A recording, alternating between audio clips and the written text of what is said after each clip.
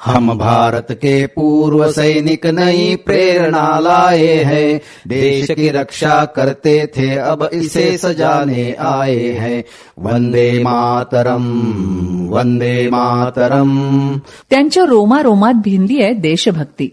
त्यांचं उभरतं तारुण्य खर्च झालंय देशसेवेमध्ये.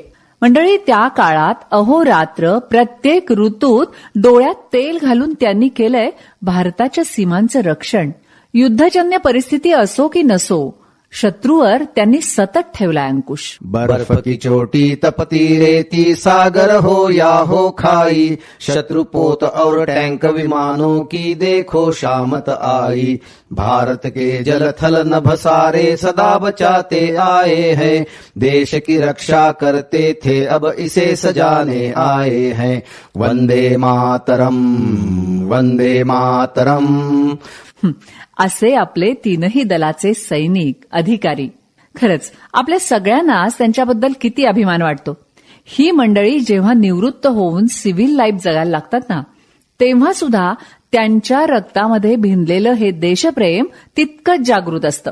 खरं तर भारतीय सैनिक ही संकल्पना, हा विचार आपल्याला सगळ्यांना समजून घ्यायचा आहे. माजी सैनिक, त्यांच्या सुविद्य पत्नी, त्यांच्या वीरपत्नी, वीरमाता या सगळ्यांच्या अनुभवातून. त्यांना बोलतं करतायत veteran group captain Shrikant Walwadkar sir. बात मन की सैनिक और परिवार की या खास कार्यक्रमात. चला तर ऐकूया. अपने श्रम अपने पौरुष से सब बाधाएं दूर करे, सद्शिक्षा और सद्विचार से मानवता को पुष्ट करे। महान राष्ट्र था पुनः बनेगा, लक्ष्य यही ले आए हैं, देश की रक्षा करते थे अब इसे सजाने आए हैं। वंदे मातरम, वंदे मातरम। गुड मॉर्निंग, सुप्रभात, नमस्कार. सर्व प्रेक्षकांचं स्वागत आहे, श्रोत्यांचं स्वागत आहे. एक आगळा वेगळा कार्यक्रम, भारतामधला पहिला, ज्याचं नाव आहे बात मन की सैनिक और परिवार की. हा कार्यक्रम अखिल भारतीय पूर्व सैनिक सेवा परिषद पश्चिम महाराष्ट्र प्रांत आणि 90.4 ग्रीन FM यांच्या संयुक्त विद्यमानं प्रस्तुत करत आहोत. हम भारत के पूर्व सैनिक नई प्रेरणा लाए हैं, देश की रक्षा करते थे अब इसे सजाने आए हैं। वंदे मातरम, वंदे मातरम। आज आपल्या स्टुडिओमध्ये गेस्ट आहेत veteran wing commander Sanjay Patil आणि त्यांच्या अर्धांगिनी वीरांगना मिसेस विजया पाटील. तुमचं स्वागत आहे सर. मॅम, तुमचं स्वागत आहे. Thank you sir. थँक्यू. हा एक असा कार्यक्रम आहे की ज्यामधून लोकांना, सिव्हिल सोसायटीला, आर्मी, नेव्ही, एअरफोर्स, त्यांचं बॅकग्राऊंड, त्यांचं तिथलं आयुष्य आणि कसा बदल घडतो ह्याबद्दल माहिती सांगण्याचं हे प्लॅटफॉर्म आपण प्रोव्हाइड करत आहोत. तर संजय सर, माझा तुमचा पहिला प्रश्न असा आहे की एअरफोर्स जॉईन करण्यापूर्वीचं आयुष्य, कारण एअरफोर्स जॉईन केल्यानंतर आयुष्य बदलतं, पूर्ण बदलून जातं. त्यापूर्वीचं आयुष्य आणि तुम्ही सिलेक्ट कसे झाला, ठरवता का मी एअरफोर्सचं आहे का जस्ट इट्स हॅपन आणि तुम्ही एलिजिबल होता, तुम्ही अप्लाय केलं आणि सिलेक्ट झाला, आणि फर्स्ट पोस्टिंग पर्यंत, ट्रेनिंग आणि फर्स्ट पोस्टिंग या टप्प्यापर्यंत तुमचा प्रवास सांगता सर? तसं पाहिलं तर सैनिक स्कूलला मी शिकलेलो आहे, त्यामुळं सातारा सैनिक स्कूलला, त्यामुळं डिफेन्सचं बॅकग्राऊंड तिथं कळालं. पण त्याच्या तत्पूर्वी तुम्ही विचारलं मला की सैनिक स्कूलला मी गेलो कसं, कारण मी एक खेडेगावचा मुलगा होतो. नक्कीच आई वडिलांची इच्छा होती की आम्ही मुलांनी चांगलं शिकावं, म्हणून एका खेडेगावातून ते तासगाव सारख्या तालुका ठिकाणी सेटल झाले. पण तिथं मला असंच काही वडिलांचे मित्र त्यांच्या थ्रू कळालं की सैनिक स्कूलला जॉईन झालं की आयुष्य पुढे चांगलं घडतं. तर त्याप्रमाणे मी त्यांनी मला फक्त सांगितलं त्याबद्दल. आणि प्रमाणनगरचे माळी सर म्हणून त्यांच्याकडे मला त्यांनी एक ट्युशनला घेऊन गेले, क्लासेस करतात. बरोबर. मग तिथं गेल्यानंतर क्लासेसला त्यांनी पहिल्यांदा तर म्हणले की 2 महिने राहिलेत फक्त, कसं शक्य आहे वगैरे असं चालू झालं. मग जेणेकरून नंतर त्यांनी मला तिथंच एक टेस्ट दिली होती गणिताची वगैरे, आणि त्यातून त्यांना कळलं की मला 94 मार्क पडले 100 पैकी. अरे वा. मग त्यामुळे त्यांना वाटलं की याची तयारी आली आहे थोडीफार आणि याला आपण करू शकतो. असं तो माझं एक, मला वाटतं ट्रान्झिशन माझं लाईफचं म्हणलं तर ते असं म्हणू शकतो. हा, खेडेगावातून बाहेर पडलो, मराठी शाळेत शिकवतो, खटाव गाव आमचं, नांद्रे खटाव. आणि तिथून बाहेर पडल्यानंतर तासगाव नगरपालिकेच्या शाळेत शिकत होतो. त्यामुळं बरं. त्याच्या पुढे आयुष्य कसं असणार काहीच माहित नव्हतं. खरंय. पण हा मात्र ट्रान्झिशन जो झाला तो त्यानंतर मग मला तयारी म्हणजे चालू झाली सैनिक स्कूलची. आणि मी सर महाराष्ट्रामध्ये सैनिक स्कूलच्या परीक्षेमध्ये महाराष्ट्रामध्ये 4था आलो होतो. अरे वा, क्या बात. त्यामुळे मला गव्हर्नमेंटची स्कॉलरशिप पण मिळाली होती. Great. आणि त्याच्यावर वय मला काय असेल तुमचं त्यावेळी? वय सर 10 वर्ष. Okay. 11च्या आत वय पाहिजे होतं सैनिक स्कूलला. Right. Okay. आणि त्याच वेळी मी सैनिक स्कूल जॉईन झालो. सैनिक स्कूलचा प्रवास ऑफकोर्स चांगलाच होता, कारण का सैनिक स्कूलमध्ये सगळं शिकायला मिळालं. Okay. आणि त्याच्याबरोबरच मग डेव्हलपमेंट किंवा डिफेन्स बद्दल सगळी माहिती तिथे कळाली. ओके. अनायसे सर मी एनडीएला प्रयत्न केला होता, पण मला एनडीए थ्रू झालं नाही. म्हणजे रिटर्न एक्झामिनेशन मध्ये क्वालिफाय झालो नाही. ओके. मग नंतर मी बाहेर आलो. बाहेर आल्यानंतर मग परिस्थिती घरची बेताचीच होती. बरोबर आहे. त्यामुळे वडील एक क्लिनिकल जॉबमध्ये होते. अच्छा. आणि वडिलांचं पण आयुष्य मला वाटतं आमच्याबरोबर चालू झालं होतं असं म्हणू हो, शकतो. असं. त्यांची पण डेव्हलपमेंट. कॉलेजला तासगावच्या कॉलेजलाच ऍडमिशन घेतलं. ओके. कारण दुसरा PDVP college. पीडीव्हीपी कॉलेजला ऍडमिशन ओके, घेतलं. ओके. आणि ते करत सर सीडीएसची तयारी चालू होती. ओके. आणि पॅरलली मग ग्रॅज्युएशनचा पण अभ्यास हे चालू होता. ओके. आणि त्याच्याबरोबर सर आम्ही कामं पण करायचो. आजकालची मुलं म्हणतात ना की किंवा पालकांचं असं असतं की मुलांना काही करून द्यायचं नाही, फक्त अभ्यास करायला लावायचा. पण आम्ही असे एक्झाम्पल आहे सर की ज्यामध्ये आम्ही शेती पण केलेली आहे, मळणी मशीन पण चालवलेली आहे, त्याच्यावर आम्ही अभ्यास पण केलेला आहे. त्यामुळं तसं आमचं आयुष्य झालेलं आहे. ते करत सर मी विद्यापीठामध्ये फिजिक्स विषयाबरोबर मी फर्स्ट आलो होतो युनिव्हर्सिटीमध्ये. आणि त्याच्याबरोबर मी सर सीडीएस क्लिअर केली. सीडीएसला काय झालं सर, ऍक्च्युली माझं मेडिकलला माझं लो पल्स होतं माझं सर. तर मला फ्लाईंगला जाऊ शकणार नव्हतं, मला माहित होतं. नंतर मग तो चान्स मी शिफ्ट केला. नंतर पुन्हा मग ग्राउंड ड्युटीज करता अप्लाय केलं. आणि त्याच्यामध्ये माझं पहिलाच हा एसएसबी आणि त्यामध्ये मी थ्रू झालो. Great great. आणि कुठे होता एसएसबी? वाराणसीला. क्लासिकल म्हणजे सर वाराणसीचं माझं काय लिंक आहे मला माहित नाही. अच्छा. माझं वाराणसीचं सिलेक्शन झालं. आता माझ्या मुलीचं पण एमबीए फायनल झाल्यानंतर ती पण पहिल्यांदा वाराणसीलाच गेली होती. आणि वय तेच माझं आणि माझ्या मुलीचं वय तेच आहे. ऑफकोर्स म्हणजे मुलगी बाहेर मल्टीनॅशनल मध्ये काम करते, पण एक लिंक वाराणसी काय माहित नाही असं म्हणू शकतो. तिथून मग ऑफकोर्स एअरफोर्स जॉईन झालो.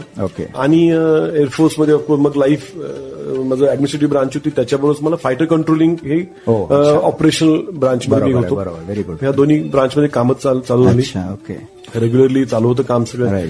आणि एअरफोर्स एक वेगळंच एन्व्हायरमेंट, तुम्हालाही माहिती आहे आपल्याला, बाहेरून आपण गेल्यानंतर कसं असतं ते. करेक्ट. तिथं वातावरण असं की म्हणजे फॅमिली सारखंच होतं ते. At the same time training was tough, म्हणजे ट्रेनिंग टफ असतंच खरं. त्यामुळेच आपण असे बनतो जे बनतोय, जे काय आहे ते त्यामुळेच आहे खरं. आणि तसं ट्रेनिंग मिळालं तरच मला वाटतं आपण एका लेवल येऊ शकतो. खरं. तिथं नक्कीच एअरफोर्सनं काय दिलं तर आज जे काय ते एअरफोर्समुळेच आहे, आपण असं म्हणू शकतो. आज जे काय अगदी अशा वातावरणात यायचं, इथं जायचं, घरी जरी असं काही लाईफ नव्हतंच, पण आज जे काय मी असं उभा आहे तो एअरफोर्समुळेच आहे. True true, very true.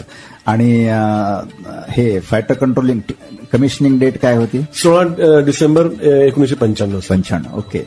आणि आई वडिलांना इन्व्हिटेशन येतं की तुमचा मुलगा एअरफोर्स जॉईन करतोय, पासिंग आउट परेड या. त्याच बिग थिंग आहे. त्यांच्याकरता सगळं जगच नवीन होतं, मी म्हणतो पूर्ण नवीन होतं सगळं. काही अनुभवच नाही. त्यांनी पहिला जेव्हा भेटायला मला अकॅडमीमध्ये, तर त्यांना ते बघूनच असं शॉक बसला, हे काय म्हणजे इथं माझा मुलगा आहे. म्हणजे आई तर रडायला चालू झाली पहिल्या गेटमधून आत चालू झालं. इमोशनल. Emotional thing. त्यामुळे काय अचीव्ह केलं माझ्या मुलाने. सर एक एक्झाम्पल ते म्हणतात ना सर की तुम्हाला तडफ कशी पाहिजे, तर ज्यावेळी तुमचं डोकं जे पाण्यात घालतात बकेटमध्ये, ते जे बाहेर पडायची तुमची असते ना तडफ, ती तडफ तुमच्या कामात असेल ना तर तुम्ही काही अचीव्ह करू शकता. मी असं म्हणून शकेन. अतिशय उत्तम एक्झाम्पल आहे wing commander Sanjay Patil sir. बहुत बढिया. खटाव सारख्या खेड्यातून तुम्ही जाता आणि चॅलेंजिंग बॅकग्राऊंड, काही इझी नाही मिळालं. काहीच नाही. म्हणजे शेती पण करायची, शेतात पण काम करायचं आणि अभ्यास पण करायचा.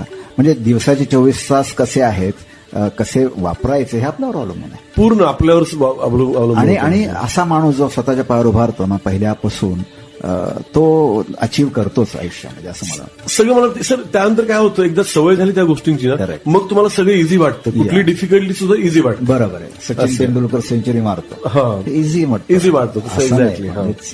आणि ह्या सगळ्या सिच्युएशन नंतर मग एअरफोर्सचं लाईफ, तिथली टफनेस. आम्ही एअर डिफेन्समध्ये असल्यामुळे सर तुम्हाला माहिती आहे, रडार्स घेऊन आम्ही बॉर्डरवर कायम जायचो. ते नॉर्मल आहे, म्हणजे रडार्स घेऊन बाहेर पडणं एक नॉर्मल आहे. बरोबर. आणि त्या मग राजस्थानच्या रेतीमध्ये राहायचं टेंट्स मध्ये कुठली पहिली पोस्टिंग कुठली माझी पहिली पोस्टिंग आसामला होती सर, डिंजानला. अच्छा, बरं, ओके. त्याच्यानंतर मी मिसाईल्स मध्ये एक युनिट एक ओके. प्लेटून केलं. बरं. आणि त्याच्यानंतर पुन्हा मग आम्ही सर ड्युरिंग कारगिल मी याच्यावर होतो, बॉर्डर साईडला होतो. अच्छा, ओके. आणि त्यावेळी आम्ही रडार्स लावून सगळे border interesting, very very meaningful. आयुष्याला अर्थ मिळाला. हो सर, बढिया सर. आता आपण छोटासा ब्रेक घेऊया sir. 90.4 Green FM. Summer Green, Raho Evergreen. नमस्कार, सुप्रभात. परत आपलं स्वागत करतो या कार्यक्रमात बात मन की सैनिक और परिवार की. आपण ब्रेकवर जाण्यापूर्वी ऐकत होतो विंकर्ण संजय पाटील यांची कहाणी, स्टोरी. राईट फ्रॉम खटावपासून निघालेला हा 10व्या वर्षात जातो सैनिक स्कूलमध्ये, एनडीएसाठी प्रयत्न करतो, जमत नाही. त्यानंतर मग ही डझंट गिव्ह अप आणि मग पीडीव्हीपी कॉलेज तासगावमध्ये शिक्षण करून शेतात काम करता करता मग ही म्हशी सांभाळता युनिव्हर्सिटीमध्ये टॉपवर येतो आणि मग एअरफोर्समध्ये पहिल्याच सिलेक्शनमध्ये सिलेक्ट होतो आणि लाईफ बदलते. तर प्रवास आपण पाहिला. मॅडम, मी तुमच्याकडे येतो. जसं आमचं आयुष्य एअरफोर्समध्ये जॉईन केल्यानं बदललं, तसं प्रत्येक स्त्रीचं आयुष्य लग्नानंतर बदलतं. मग नवीन ठिकाणी नवीन लोकांमध्ये ऍडजस्ट व्हायचं, अडॉप्ट व्हायचं. आणि एअरफोर्स ऑफिसरच्या बायकांचं तर लाईफ निराळच. म्हणजे माहेरून सासरी यायचं आणि दुसरं सासर म्हणजे एअरफोर्स स्टेशन. तर तो प्रवास तुमचा आम्हाला सांगाल का? माझं गाव तौलगे, ऍक्च्युली खेडेगावच आहे. ओके. पण मी ऍक्च्युली त्या गावामध्येच माझं शिक्षण झालं. अच्छा. 10वीपर्यंत. ओके. त्यानंतर मी मिरजमध्ये आले. अगदी मी आई वडिलांची एकदम लाडकी अशी मुलगी म्हणतात ना, तसं खूप पॅम्पर, काही जगाची काही ओळख नाही, ओके. काही एक्सपिरियन्स नाही. अच्छा. पण असं एक छान असं लाईफ माझं गेलेलं आहे. त्यानंतर मी मिरजमध्ये आले, तिथे 12वी केली आणि मला संजयचं नंतर एक मी ग्रॅज्युएशन केलं आणि मला संजयचं स्थळ आलं. अच्छा. ते स्थळ येण्यापूर्वी मी आणि माझी बहीण असं सहज बसलो होतो बाहेर. तर ती म्हणे, तुला असं कशा मुलाशी लग्न करायला लावेल? बरोबर आहे. तर मी म्हणलं मला चालेल. ऍक्च्युली तेव्हाच एक प्लेन वरून जात होतं. तर म्हणलं अरे मला तर असं स्वप्न आहे की मला पायलटशी लग्न, कारण एफचं काहीच बॅकग्राऊंड माहित नव्हतं, नाही. फ्लाइंग ऑफिसर काहीच माहित कल्पना नव्हतं. नाही. हो. बरोबर. तर त्यानंतर मग मी सहज असं म्हटलं आणि ती पण म्हटलं अरे नाही, आपल्याला काय शक्य आहे का ती? आणि लगेच संजयचं स्थळ अरे आलं वा, आणि ते पसंत पण पडलं बरोबर. आणि लग्नही झालं हाऊ आमचं. नाईस. लग्नानंतर आणखी एक मला सांगायला आवडेल की माझे आजोबा पण आर्मीमध्ये होती. अरे वा, क्या आपलं ते सेकंड वॉर होतं ना, हो, second त्यामध्ये World War. होते ती. अरे वा. त्यामुळे पण मला तिथे जास्त सहवास नाही लाभला. नाही, बरोबर. त्यामुळं मला असं जास्त असं त्याच्यामध्ये उत्सुकता होती, पण जे गायडन्स पाहिजे ते नाही मिळालं अच्छा. त्यावेळेस. ओके. त्यानंतर संजयशी लग्न झालं. लग्नानंतर आम्ही डिंजान ह्या ठिकाणी गेलो, आसाममध्ये. डिंजान, अरे हो, बापरे, ओके. खूपच ऍक्च्युली त्या फॅमिली स्टेशन दॅट टाइम या हो फॅमिली स्टेशन. हो. ते माझ्या घरच्यांना ऐकली त्यावेळेस असं वाटायचं होतं की हिला ते जमणार पण नाही, कारण आपले पोस्टिंग कसे असतात, बरोबर. एक तर राजस्थान, त्यानंतर आसाम सगळीकडे, Borders सगळे. आणि इथं हेल्थला ते नाही सूट होणार असंही चालू होतं. मी म्हटलं नाही, मला लग्न करायचं तर संजय बरोबरच. अच्छा. त्यानंतर आमचं 98 ला लग्न झालं ओके. आणि आम्ही गेलो मग डिंजानला. बरं. खूप गेल्यानंतर मला असं ते सगळं गेट तो वगैरे प्रवास- बघून इतकी प्रवास पण एकदमच तो म्हणजे प्रवास होता चांगला. मिरज ते डिंजान कसा केला सांगा ना त्यावर. ऍक्च्युली मी ट्रेननीच केला त्यावेळेस, ओके, कारण बरोबर. त्यावेळेस हो. बरोबर. पण आणि गेल्यानंतर थोडंसं होतं सगळ्यांना ऍक्च्युली मला ते गेट वगैरे सगळं पाहून इतकी भीती वाटत होती सुरुवातीला की आतमध्ये काय आहे. 4.5 दिवसाचा प्रवास होता. हा, तेच 4 ना. दिवस, हो. ट्रेन म्हणजे इथून मुंबई का? इथून मुंबई अच्छा. मुंबईतून अच्छा. कलकत्ता. कलकत्तावरून गुवाहाटी. आणि गुवाहाटीतून गुवाहाटीमध्ये मग तिथून तिनसुकिया. तिनसुकिया, हा. तिनसुकियामध्ये मग गाडी आली होती. पिकअप करायला. Oh my God. तिथे आम्ही 4.5 दिवस. तो ऍक्च्युली माझ्यासाठी खूपच मोठा असा प्रवास होता. आयुष्यातला हो पहिला मोठा प्रवास. हो. आतमध्ये गेले ते गेट वगैरे पाहिलं, बापरे इतकं भीती वाटली की आता बरोबर. काय खरं नाही. आणि आतमध्ये गेल्यानंतर पण ते इतकं लेडीज आणि ऑफिसरनी इतकं मला समजावून घेतले ना, या. ते अनुभवच काही वेगळा होता. बरोबर. तर ते खूप चांगलं लाईफ होतं. पहिली नंतर posting एकच झालेली नंतर- पहिल्यांदा थोडं घाबरवलं या. ते पण सांगणार. हो, रॅगिंग पण माझं केलं. तिथे गेल्यानंतर ना आतमध्ये अगोदर ऍक्च्युली आमच्या दोघांना वेगळं केलं. बरं, बरं. आणि त्यानंतर मला असं सांगण्यात आलं की संजयचं लग्न ऑलरेडी झालेलं आहे आणि तू सेकंड वाईफ आहेस त्यांची. बापरे. पूर्ण घाबरली. संध्याकाळपर्यंत पूर्ण घाबरली. एक तर मला काही समजत नव्हतं की कुणाशी काय बोलायचं अगदी. Correct. आणि कारण सगळेच जे येईल ना ते की सगळे संजयची दुसरी बाई, संजयची दुसरी सेकंड वाईफ असं चाललं होतं दिवसभर सगळं ना. की मला ऍक्च्युली मला इतकं भीती की आता मला घरी परत येता येत नव्हतं आणि तिथेही राहता येत नव्हतं. तर म्हणे आता तुमचं सगळं तुम्ही पॅकअप करू शकता, ती फर्स्ट वाईफ टीचर राहील संजय बरोबर, तुम्ही निघू शकता. आणि म्हणलं 4:30 होतं, परत दिवस एवढं कसं जाणार आहे मी, बरोबर. तर तुम्ही फोन वगैरे करा आईला आणि असं झालेलं आहे म्हणून सांगा. म्हणलं मी आता काय फोन करणार नाही, Actually काय कारण झालं, मला वाटतं हे सगळं संध्याकाळ होत गेली हा, हा. आणि संध्याकाळी पण त्यांनी संध्याकाळी सगळं ओपन केलं म्हणजे सगळं सांगितलं. बरोबर. आणि मला वाटतं एक अर्धा तास 7:30 पर्यंत त्याला ते कंटिन्यू करायचं होतं. 7:30 प्लॅन होता म्हणजे बरोबर. welcome करायचं आमचं. सगळं. तोपर्यंत ते कंटिन्यू केलं आणि 7:30 बरोबर मग हिला सांगितलं हे सगळं ड्रामा खोटं आहे म्हणून. होता. आणि नंतर ते एकदम खालीच बसली खूप चांगला अनुभव होता. Correct. पण ते काळजी खूप घेत होते बरं का. Yes, पण yes. त्यावेळेस Correct. असं नाही की फक्त तुझं लग्न झाले वगैरे नाही, पण ते मला जेवायला पण घालायचे, नाही, नाही, बरोबर. पाणी सगळं, चहा पाणी सगळं व्यवस्थित. Yes, त्यामुळे yes. मला असं समजत नव्हतं की खरंय की काय आहे, असं काय करताय ते. पण हा अनुभव आयुष्यभर लक्षात हो. आला. सगळं अगदीच, अगदीच. 1998 ओके 26 years almost. अजूनही आठवतं आणि तेच. तो आठवण पूर्ण आहे म्हणजे ते कुठे गेलेलं नाही अजून. नाही, हे पेक्युलॅरिटी एअरफोर्स Yes. आहे की वेलकम करायचं नवीन कपलचं, असं काहीतरी करायचं जे आयुष्यभर लक्षात राहिलं. हो. That's best part. तुमच्यामध्ये किती स्टॅमिना आहे तेही समजतं ना आपल्याला की तुम्ही किती हो मेंटल चांगले मेंटली. बहुत बढिया. तिथले काही अनुभव प्रवासातले म्हणा किंवा तिथे गेल्यानंतर हिंदी बोलणं किंवा हो, थोडासा प्रॉब्लेम होता, लँग्वेजचाही थोडासा प्रॉब्लेम होता. कारण एकतर एकदम, आणि मला ऍक्च्युली तिथे गेल्यानंतर एक अनुभव की आपल्याकडे कसं टीव्ही वगैरे आपण हॉलमध्ये असतो. बरोबर आहे. तिथे असं मला असं वाटतं इतके मोठे ऑफिसर आहे, टीव्ही कसं काही नाहीये. एक छोटा अनुभव.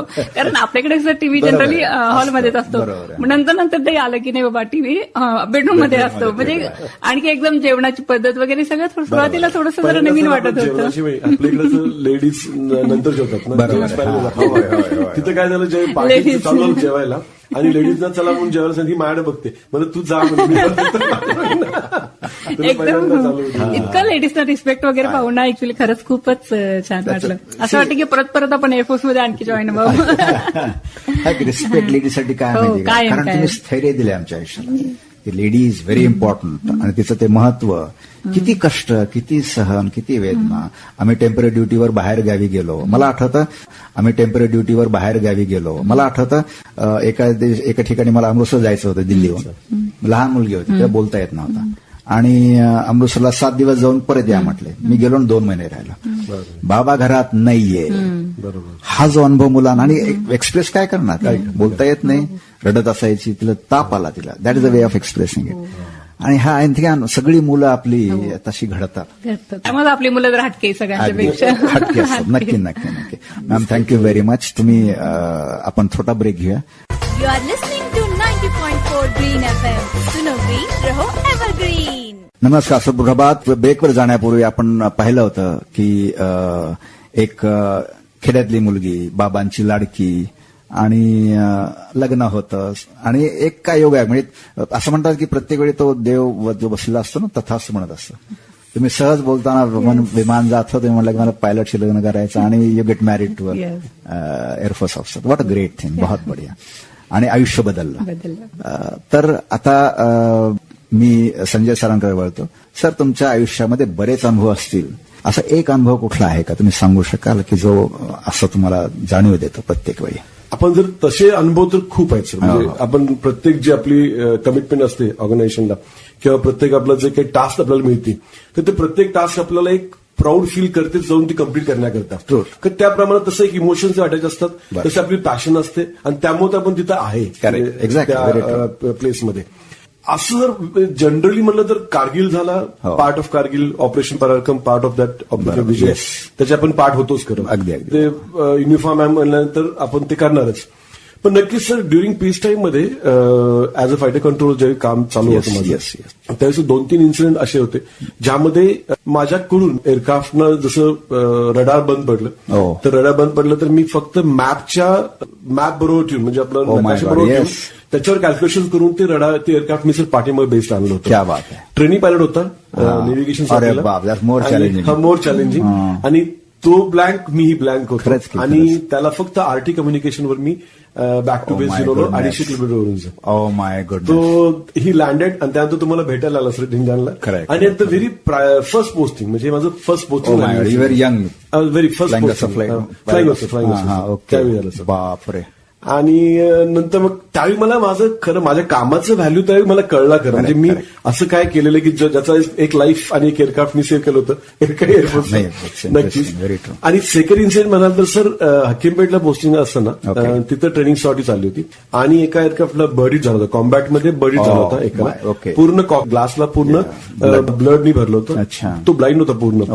अगेन सर त्या सगळ्या एअरक्राफ्टला 4 एअरक्राफ्टला मी पहिला रिकव्हर केलं आणि लास्टला ह्याला पण रिकव्हर केलं, ह्या एअरक्राफ्टला पण. And they all safely landed on the base sir. आणि बिलकुल म्हणजे ब्लाइंडला मी पहिला आपलं ते सिस्टम पाईपलाईन डिशन बरोबर त्याच्यावर त्याला बेस त्याला मी साईडने दाखवला वर सामने बघण्यापेक्षा आणि त्याच्यानंतर मग एटीसीला हँडओव्हर करून लँड करून घेतलं.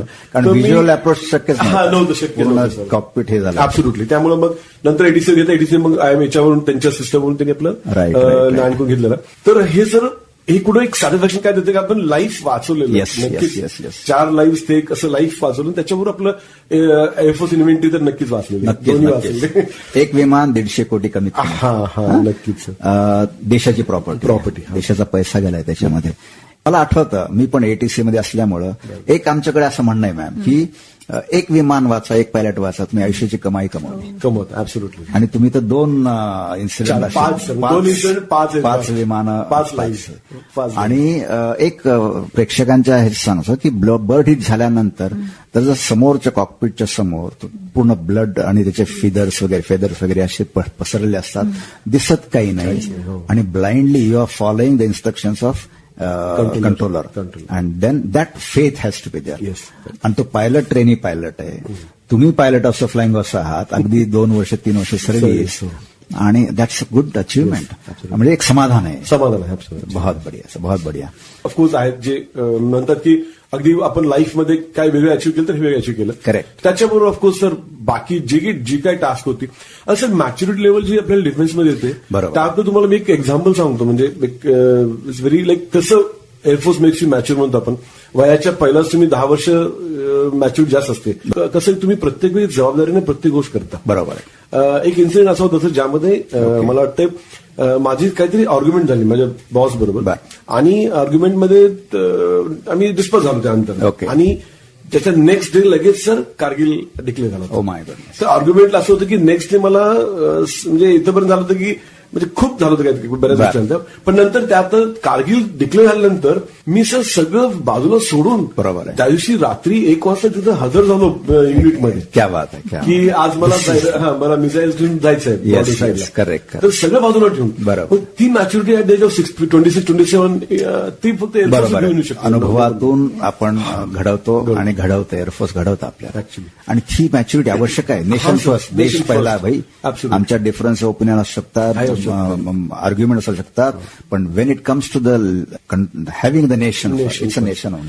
मॅम मी तुमच्याकडे वळतो. तुमच्या आयुष्यातला असा बरेच अनुभव आहेत मला माहिती. असा कुठला अनुभव आहे की ज्यामुळे समाधान मिळतं? भैया मी जे बोलले होते ना ते देवानं ऐकलं होतं की एअरफोर्सच्या माणसाचे लग्न करायचं, माझं लग्न झालं, आयुष्याला अर्थ मिळाला. असा कुठला? कारण तुमचे अनुभव निराळे असतात ना.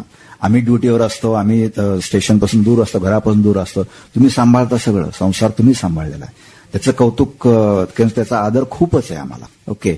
तर असा कुठला अनुभव तुम्ही सांगाल आयुष्यात? असे आता लग्न करून मी 20 वर्ष झाले होते. खूप असे अनुभव आहेत, पण त्यातले अगदी मोजकेच म्हणाला तर कारगिलच्या युद्धाच्या वेळेस. अच्छा. ते 98ला माझं लग्न झालं आणि 99ला तर कारगिलचं युद्ध चालू झालं. फक्त अगदी 6 महिन्यामध्ये एकदम नवीन काहीच. आणि जोधपूरला होते आम्ही त्यावेळेस. जास्तच काही खूप असं काही माहिती वगैरे काहीच नव्हती. आणि रोज अशा आसपास आपल्या रोज काहीतरी घटना. आणि एअरफोर्स स्टेशनमध्ये फक्त आम्ही लेडीज होतो. ऑफिसर सगळेच युद्धामध्ये सगळेच होते. तर तो थोडासा आमचा भीतीचा होता प्रकार. पण तरी पण आम्ही त्याच्यावरती नाही बाबा आपले जे आहेत ते देशाची रक्षण करता येईल, त्याच्यामध्ये आपल्याला असं डबकता कामा नाही. आम्ही सगळ्या लेडीज एकमेकांना अगदी सपोर्ट देत ते दिवस घालवले. ते अजूनही तर आठवले की थोडंसं होतं म्हणजे कधीतरी असं भीती वगैरे अशी वाटते. आणि एकदम नवीन तरी पण राहिलो सगळे तर व्यवस्थित. काहीच प्रॉब्लेम झालेला नाहीये. त्या असं चांगलं गेलं आयुष्य तसं. तसं एक वर्ष एअरफोर्समध्ये. लग्नाला झालेलं हो आणि नवरा लगेच जातो border वरती. कमाल थोडंसं- हा, पण थोडंसं. You have to be strong आणि आमच्या लेडीज स्ट्रॉंग असतात. तुम्ही लेडीज खूप स्ट्रॉंग असतात. नंतर मग मी एक ऍक्च्युली वॉरच्या एंडला ना एक 10 दिवस मी गेले होते संजय बरोबर चोहटण या ठिकाणी. बरं हा तर तिथे गेल्यानंतर मला ऍक्च्युली आपले जे वॉरियर किंवा सैनिक आहेत त्यांचं ना जवळून लाईफ मला पाहायला मिळालं. ऍक्च्युली आपण मी घरामध्ये ना मलाही माहित आहे की बाबा हे पदार्थ नाही चांगला झाला, नाही खायचा, असं आहे तसं आहे, कितकं नावं अच्छा, ठेवायचं. बरं. पण तिथं मी गेले आणि ते बघितलं अक्षरशः ते रेती ना आता किती कव्हर करणार ना, Correct. टेंटमध्ये राहत होती बरोबर. ती अक्षरशः ती रेती येत होती अशा जेवणामध्ये वगैरे. हा. पण आपले हे जे सैनिक इतके म्हणजे ना त्यांच्या चेहऱ्यावर एक हसू किंवा ते जे बघण्यासारखं समाधान होतं आहे. की मलाही असं वाटलं "अरे, पण किती कमी आहे आपण बरोबर. की आपण ह्यांचं दुःख बघत नाही, कोणासाठी करतायत ते, आपल्यासाठी करतात, आपल्या देशासाठी करतायत. आणि आपण इथे बसून आपण घरामध्ये बसून आपल्याला इतकं सवय लागली की हे नकोय ते नकोय. तर हे मला असं वाटतं सगळ्यांनी हे सोडलं पाहिजे. खरंय. आपल्या देशाच्या रक्षणासाठी बरोबर काहीतरी देश प्रथम करायला पाहिजे. हो देश प्रथम पाहिजे. या. आणि त्या म्हणजे एकदा तिथे गेल्यानंतर जे आपण उभारतो हो. बसतो तिथे बॉर्डरवर असतो, एक काहीतरी उच्च प्रतीची भावना आहे की भैया 140 कोटी भारतीय मागे आहेत, मी इथं त्यांच्यासाठी त्यांच्यासाठी, आहे, हो. माझ्या आयुष्याला अर्थ आहे, माझ्या मरणाला देखील आहे अगदी, अर्थ आहे. हो, हो, हो ना? हो. आणि ते फक्त एअरफोर्समध्ये होऊ शकतं. एअरफोर्समध्ये. डिफेन्स या, मध्ये, डिफेन्स. आर्मी एअरफोर्समध्ये आपल्या होऊ शकतं. तिन्ही दलामध्ये. आपल्या मरणाला पण अर्थ आहे फक्त इथंच होऊ शकतो. इथेच. बरोबर अगदी आणि बरोबर, करू अगदी शकत बरोबर, नाही. अगदी बरोबर, बरोबर आहे. अजूनही आपण कुठे रस्त्यावरून जातो ना तेव्हा जर आपण म्हटलं की आम्ही एअरफोर्समध्ये होतो तर लोक असं वळून बघतायत. लगेच बघतात. ते एक प्राईड वाटतं आपल्याला, खरंय, खूप छान खरंय, वाटतं तो. right, yes. असं म्हणतात की आज मी माझी सैनिक आहे कारण मी शहीद सैनिक नाहीये. बरोबर. ओके, शहीद सैनिक असं तर ते निराळच आयुष्य हो, हो. होतं. मृत्यूला पण अर्थ मिळेल. मी एक अशी 4 ओळी केलेल्या आहेत. बरं. अर्थपूर्ण जीवनाचे ज्याला मिळते समाधान. बरं का, अर्थपूर्ण जीवनाचे ज्याला मिळते समाधान, देशासाठी मृत्यू हा ज्याचा सर्वोच्च बहुमान, देशासाठी मृत्यू हा ज्याचा सर्वोच्च बहुमान, त्याचेच नाव आहे भारतीय सैन्य दलातले जवान, भारतीय सैन्य दलातील जवान. अरे वा, वा, great, वा, sir. Actually, good. nice. खूप छान. खूप छान सर. एक सर तुम्ही आता जनरली हा प्रश्न मी विचारत म्हणजे आत्ता पण विचारू नये, पण तुमचं आयुष्य रिटायरमेंट नंतर देखील एक खूप अर्थपूर्ण आहे. तुम्ही व्हेरियस क्षेत्रामध्ये प्रवेश केलेला आहे, म्हणजे ते मूव्ही डायरेक्शन असेल किंवा स्कूल स्टार्ट करणं आहे. तर हाऊ डिड यू मॅनेज दिस? कारण तुम्ही एका पद्धतीनं 20-25 वर्ष सर्व्हिस करता, वागणं ते स्वच्छ वातावरण बरोबर, आहे. absolutely. आणि बाहेर आल्यानंतर अडॉप्टेबिलिटी बिकम्स हा, बिग तो एक इश्यू. हा प्रश्न असतो. त्याबद्दल सांगा सर. सर ऍक्च्युली ज्यावेळी ऑपरेशन्स मध्ये होतो मी काही वर्ष, पण नंतर ऍडमिनिस्ट्रेशन मध्ये काही काम केलं आणि ऍडमिनिस्ट्रेशन काम करत करत लक्षात आलं की आपण आता रुटीनचीच कामं करतोय. आणि at the age of 22 join झालो होतो एअरफोर्सला. अच्छा. मग त्यानंतर मलाही काय वाटत होतं की असं आहे का की आपण लाईफ फक्त सगळं लाईफ पूर्ण एअरफोर्समध्ये करायचं, जाऊन रिटायर होऊन परत निवांत राहायचं, असं काय का? तर कुठेतरी मला वाटलं नाही, आपण काहीतरी वेगळं अजून काहीतरी करायला पाहिजे. शेवटी हे एकच आयुष्य ज्यामध्ये आपल्याला जे काय अचीव्ह करायचं करायला पाहिजे. बरोबर. हे सर ज्यावेळी मी सैनिक स्कूलला ऑन डेप्युटेशन होतो, तामिळनाडू सैनिक स्कूलला डेप्युटेशन होतो मी सर एअरफोर्समधूनच मुलांना ट्रेन करण्याकरता, एनडीए जॉईन करणं वगैरे. तिथं कुठेतरी त्या मुलांशी ज्यावेळी माझं रुटीन चालू होतं त्यावेळी मला कुठेतरी वाटलं की आपण हे नक्कीच आपल्या गावातल्या मुलांकरता करू शकतो. क्या बात. ही तिथं कुठेतरी एक भावना डोक्यात आली की आपण असं स्कूल, सैनिक स्कूल सारखं एक आपल्या गावात जर चालू केलं तर आपल्याच खेडेगावच्या मुलांना त्याचा फायदा होईल. बरोबर. ती मुलं सीबीएसई मधल्या एज्युकेशनमध्ये शिकतील म्हणजे, बरोबर. आणि त्याच्यातून मुलं अशीच माझ्यासारखीच खेडेगावातली बॅकग्राऊंड नसलेली मुलं असं काहीतरी चांगल्या ठिकाणी जाऊ शकतील. बरोबर. असं एक क्लीन असं एक डोक्यात मत होतं आणि त्याप्रमाणे मग मी प्रयत्न चालू केले माझे करायला. ओके. आणि ते स्कूल चालू केलं तर खूप चांगला रिस्पॉन्स मिळाला सर. पण ॲट द सेम टाइम इकडे मुलांचा रिस्पॉन्स होता, पण ऍट द सेम टाइम बाहेरचं वातावरण, त्यामध्ये राहायचं कसं, त्यामधल्या सगळ्या गोष्टी डील कशा करायच्या, बरोबर. हे नक्कीच फार चॅलेंजिंग होतं सर, बिलकुल चॅलेंजिंग. मग नक्कीच, पण ह्या चॅलेंजला सपोर्ट करायला खूप चांगला म्हणजे मला कसं म्हणजे मला झाला सपोर्ट तो माझे सैनिक स्कूलचेच मित्र सर, जे स्टेट गव्हर्नमेंटमध्ये सर्व्हिस करतायत, ओके. क्लास 1 ऑफिसर किंवा क्लास 2 ऑफिसर वगैरे, त्या मित्रांनी म्हणा किंवा बाकी काही आसपासचे जे, त्यांनी मला सपोर्ट खूप केला सर. त्यांना पण एक वेगळं, अरे एअरफोर्स मधून येऊन हे करतोय, त्यांना पण एक खूप चांगलं वाटतं की असं कोण नाही विचार करत किंवा फार कमी लोक विचार करतात. तर त्यांना म्हणजे त्यामुळे मोटिवेट त्यांनी पण केलं मला. चॅलेंज सिव्हिल सोसायटीला सर आफ्टर अशा एन्व्हायरमेंटमध्ये राहिल्यानंतर फेस करणं ती पण एक चॅलेंज होती. पण नक्की सर मला एक अनुभवात आता एक गोष्ट आलेली आहे की आपण काही गोष्टी तिथल्या इथं येऊन अनलर्न करायला लागतात, म्हणजे त्या तिथं सोडावं लागतात आणि तिथून काही नवीन गोष्टी शिकाव्या लागतात. बरोबर. ते जर आपण व्यवस्थित करू शकलो तर मग आपण बाहेरच्या वातावरणात आपण चांगले सुटू शकतो. अवघड आहे पण ते, अवघड आहे. अवघड आहे, नक्कीच अवघड आहे, पण ते आणि करावं त्या लागतं. ठिकाणी कसं सगळं स्वच्छ आहे, क्लीन, पूर्ण clean, म्हणजे absolutely. मनसा वाचा कर्मण ह्याच्यामध्ये हो, हो, हार्मनी आहे. मी जे विचार करतो तेच बोलतो, जे बोलतो तेच करतो. बाहेर आल्यानंतर कठीण आहे जरा. कठीण आहे. हो, चालू. हे जर चालू झालं मग माझा प्रवास म्हणजे माझं मग असं म्हणतं ना, I am happy but not satisfied. तर एक होतं नक्कीच. एक स्कूल काढलं, मग पुढे काय आता, हा, बरोबर. मग असं चालू होतं. मग त्याकरता मला ऍडिशनल फंडिंग पाहिजे होतं. ओके, बरोबर मग आहे. त्यामध्ये त्यावेळी मला कुठतरी असं काही तो सैराट पिक्चर एक आला होता, तुम्ही ऐकलं होय, होय. असेल. मग त्याच वेळी मला पिक्चर मध्ये आपण कमवून इकडे पैसे शिफ्ट करू शकतो, मी असं डोक्यात माहिती. बरं, बरं. त्याकरता मी त्या फिल्म चालू केलं काहीतरी Pictures काढणे. पिक्चर्स मूवीमध्ये. अरे वा. तर एक सर काय झालं, माझ्या आई वडिलांचीच मी लाईफ स्टोरी लिहून ठेवली होती अच्छा, पहिल्यांदा. ओके. तर त्यांनी जे काही स्ट्रगल केला लाईफमध्ये, बरोबर. It was very unique story. कारण का मला माहिती आहे की असं एवढं करून इथपर्यंत पोहोचणं it is very rare and difficult म्हणजे म्हणू शकतो. आणि त्यांची चॅलेंज त्यांच्या लाईफमध्ये पण फार होती. म्हणजे माझे वडील एक ठिकाणी ऍडमिट होते 4-5 महिन्याकरता. बिलकुल त्यांनी कॉन्शियस नव्हते, म्हणजे अरे असं म्हणू शकतो हो, आपण.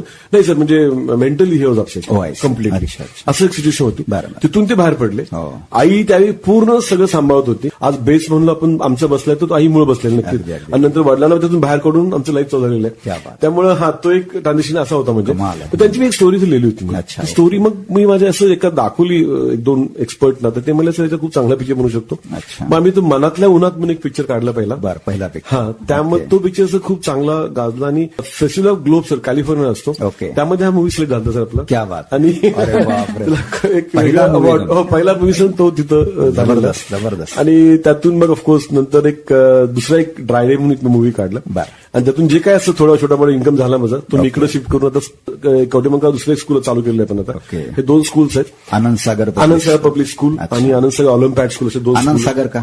सर आईचं आमच्या फार भक्ती शेगावच्या गजानन महाराजांची. ओ, सर. अच्छा. हा, हा. तिथून सुरुवात झाली त्याची. अच्छा.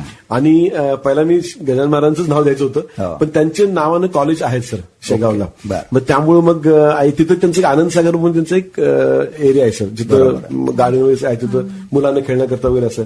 मग ते नाव आपण देऊया म्हटलं, मग ते आनंद सागर त्यामुळे दिलं इच्छेप्रमाणे असं. मातृभक्त आहात मात्र हो त्याप्रमाणे दिलेलं आहे सर. म्हणजे आणि आज आई वडिलांना इतकं समाधान मिळत असेल ना. हो सर, बिलकुल.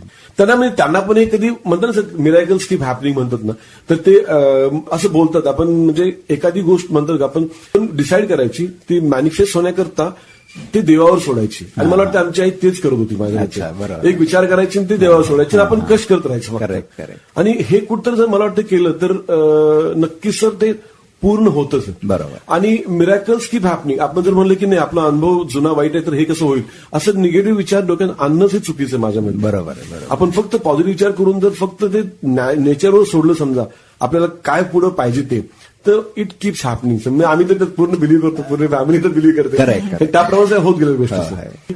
इमॅजिन, म्हणजे मी म्हणतो ना, मी पण एअरफोर्स रिटायर झालेलो. हो, सर. पण एक wing commander at the age of 43 आहे left. 43 comes out, adjusts himself, starts a school, directs a movie, second movie, and what a variety of facets. मी सर नक्कीच मग हे सगळं आहे contribute to air force only sir. कारण काय माहिती का, हे ज्या क्वालिटी डेव्हलप ज्या झाल्या आपल्याला, किंवा आपल्याकडे जे काय होतं त्याला एक मॅग्निफाय केलेलं आहे एअरफोर्स. नक्कीच.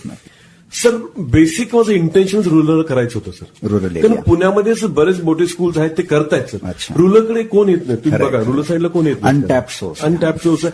आणि कसं सर इकडे एज्युकेशन लोकांना मिळणं गरजेचं आहे सर. खरंय. तुम्ही बघा कुठले मोठे स्कूल येतील तर तुम्हाला ते मोठे सिटीज टॅप करतात. हा. आणि रुरल साईडला यायला ते नाही. ह्यांच्याकडे कोण बघणार?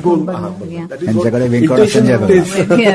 इंटेन्शन बेसिक तेच होतं सर. त्यामुळं या मुलांना ह्या मुलांना घडवायचं, ह्यातून ह्या मुलांना सपोर्ट करायचं बेसिक. एक्सलंट, बहुत बढिया. आणि तुम्हाला योग्य साथ.